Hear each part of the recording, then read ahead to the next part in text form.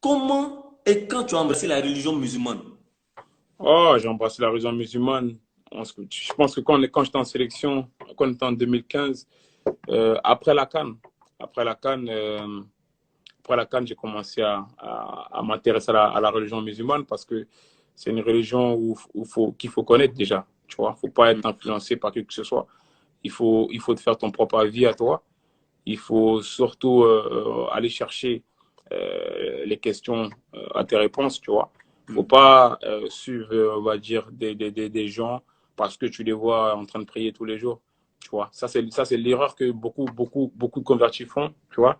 C'est de suivre, on va dire, des amis, de suivre on va dire, je sais pas, un troupeau d'amis ou une bande d'amis, tu vois que dans ces quatre amis-là, il n'y a que toi qui est d'une autre religion. Donc, non, non, il faut aller chercher, euh, euh, euh, il faut connaître la religion musulmane, il faut aller en profondeur pour voir vraiment qu'est-ce qu'elle dit, qu'est-ce qui peut t'apporter, on va dire, qu'est-ce qui te ressemble le mieux, tu vois. Beaucoup de choses, on va dire, que tu prendras pour toi qui seront positifs pour ta vie, là, tu pourras choisir.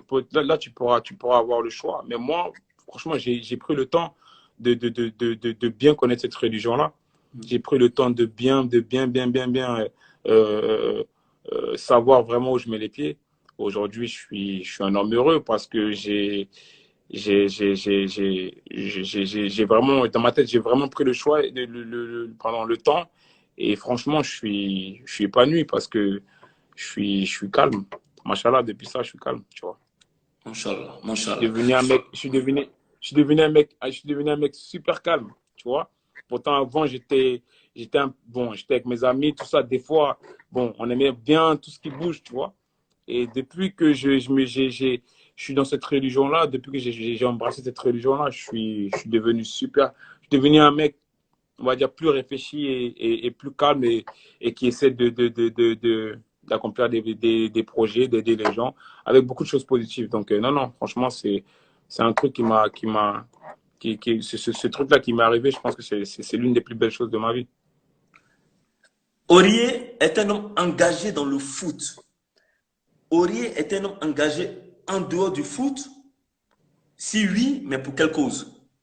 Oh, moi, tu sais, j'aime pas trop parler de ce que je fais, hein. Franchement, je vais te dire aujourd'hui que j'aide les gens, mais voilà, en cachette, tu vois, ça m'est arrivé d'avoir été appelé par des médias pour essayer de mettre ça en avant, mais c'est pas un truc que je mets en avant. C'est pas des choses pour moi qui sont, on va dire, faites pour être mises en avant. Si tu veux aider quelqu'un, tu l'aides. T'as pas besoin qu'il y ait une caméra, une télé pour mettre ça sur les réseaux pour que les gens ils t'apprécient, tu vois.